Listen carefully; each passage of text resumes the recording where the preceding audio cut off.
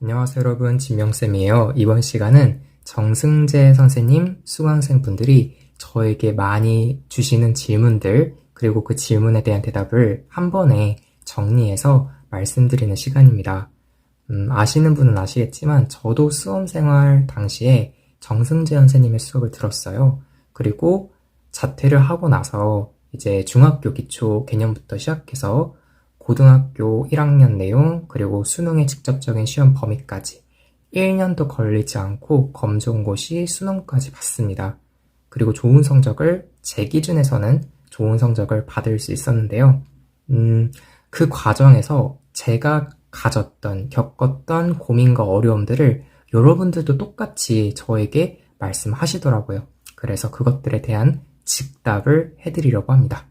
자, 가장 먼저 이런 질문 많이 하세요. 백지 복습하라고 하는데 전혀 안 되던데요? 혹은 어떻게 해야 되는지 감이 안 옵니다. 이런 말씀 많이 하세요. 그러니까 백지 복습이라고 하는 건 말 그대로 백지에다가 여러분이 그날 배웠던 내용들을 스스로 설명해 보는 거예요. 이 말이 어려우시면 이렇게 생각하시면 돼요. 여러분이 똑같이 정승재 선생님의 수업을 재현하는 겁니다. 저는 이거를 성대모사라고 해요. 그러니까 예를 들어서 정승재 선생님이 미분 가능성에 대한 개념을 설명해 주시고 증명을 해 주시고 그리고 관련 문항들을 한 5문제 정도 설명을 해 주시면 여러분이 수업 다 듣고 나셔서 똑같이 재현하는 거예요. 미분 가능성의 뜻, 정의, 그리고 공식이 나오면 그 공식의 증명 과정을 직접 여러분이 백지에다가 증명해 보시고 관련 문제들을 똑같이 남에게 설명하듯이 여러분이 그 풀이 과정을 일일이 설명해 보는 거죠. 그냥 빠르게 문제를 다시 풀어보는 정도가 아니라요. 이런 과정을 하시면 되는데 문제는 백지 복습 딱 하려고 이제 A4 용지 딱 꺼냈어요.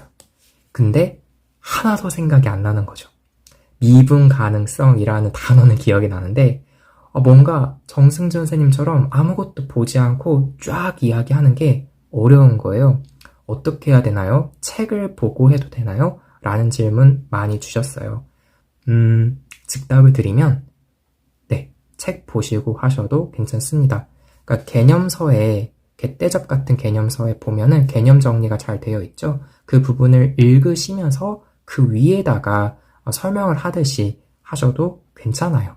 물론 가장 좋은 건 백지에다가 하게 되면 정말 말 그대로 내게 됐으니까 머릿속에서 꺼내서 설명할 수 있는 거죠. 그런데 우리가 이제 1단계라고 하는 가장 먼저 처음으로 복습하는 단계에서는 아직 익숙하지가 않아서 그 개념이 백지로 복습하는 게 힘들 수 있어요. 그런 경우에는 여러분들이 미리 메모를 해두셨던 혹은 메모를 하지 않으셨으면 개념 설명서에 다 나와 있으니까 그 부분들을 읽으면서 설명하셔도 괜찮습니다. 그러니까 중요한 건 그냥 무작정 암기하는 게 아니라 증명도 해보고 그 의미에 대해서 내가 직접 중얼중얼 설명도 해보고 그 과정이 중요하다는 거예요.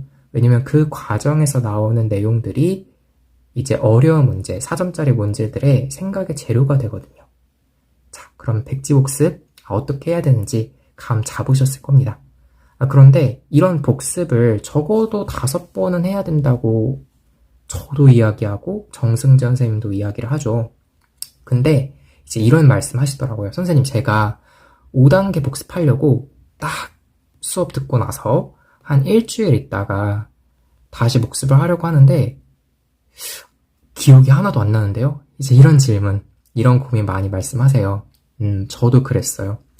교재에는 한 2주 간격으로 복습을 하는 게 좋다라고 나왔는데 저는 도저히 2주는 물론이고 일주일?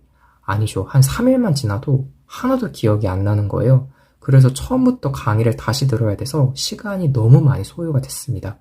그래서 제가 세운 어느 정도 합리적인 주기가 있어요.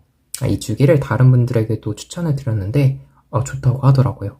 어떻게 주기를 잡았냐면 일단 1단계 가장 먼저 복습은 수업 직후에 했습니다.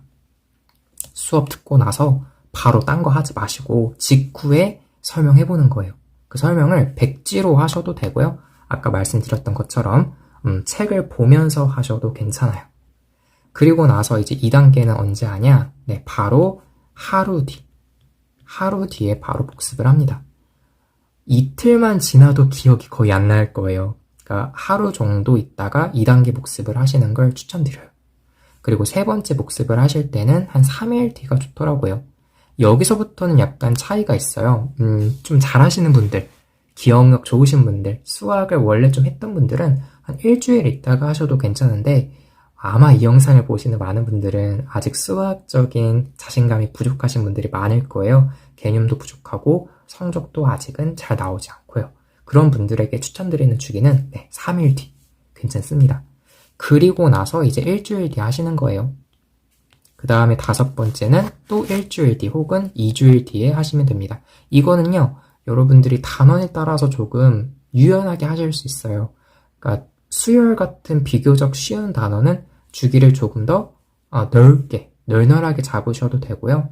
미분 파트, 적분 파트처럼 좀 어려운 단어는 조금 타이트하게 주기를 잡으셔서 머릿속에서 완전히 날아가지는 않게끔 이제 주기를 잡으셔도 괜찮습니다. 그러니까 제가 추천드리는 주기고 절대적인 건 아니에요. 그러니까 결론은 주기는 너무 짧게 잡는 것 같다고 생각이 들어도 괜찮다라는 거예요. 그러니까 적어도 5번은 봐라 이거죠. 오해하시면 안 되는 게 쌤 그럼 5번 보면 되는 건가요? 아닐 수도 있어요. 그러니까 뭐냐면 5번은 봐야지지 5번 보면 다 돼 이건 아니에요. 저만 하더라도 미분과 적분 파트에서 다소 어려운 파트, 특히 취향유형 집중공략 같은 어려운 문항의 경우에는 정말 10번까지도 복습했어요. 그 과정에서 강의도 한 4, 5번은 봤던 것 같고요. 같은 강의를요. 선생님 이거 시간 낭비 아닌가요? 이렇게 공부하면 다른 과목 어떻게 공부해요? 원래 그렇게 하는 거예요. 원래 그렇게 하는 건데 대부분 그렇게 공부를 하지 않으니까 성적이 대부분 안 나오는 거고 나도 그렇게 해야 되나? 제대로 공부하는 사람의 공부가 이상해지는 거죠. 원래 이렇게 하는 겁니다. 따라서 복습은 꼭 최소 5번, 어려운 단어는 여러분들이 판단하셨을 때 추가로 더 하실 필요도 있을 겁니다. 괜찮을까요? 네. 우선 가장 여러분들이 지금 시기에 많이 갖질 만한 고민인 복습법, 개념 복습에 대한 말씀을 드렸어요. 다음 영상에서는 이제 문제풀이에 관한 말씀을 드릴 거예요. 혼대잡 어떻게 봐야 되는지, 기출문제 필요한지, 또 갈아탈 필요는 있는지에 대해서 말씀을 드리겠습니다. 여러분, 시간 아직 그래도 남았어요. 솔직히 말씀드리면 여유 부릴 정도로 남은 건 아닌데 200일 또 훨씬 남은 시간, 적지 않은 시간입니다. 남은 시간 동안 적어도 여러분 저보단 낫잖아요. 중학교 공부하고 있지는 않잖아요. 지금 여러분 지금부터라도 하시면 지금부터라도 제대로 개념 공부하시고 문제풀이 하시면 누구나 다 1등급 받으실 수 있습니다. 여러분 감사합니다. 안녕.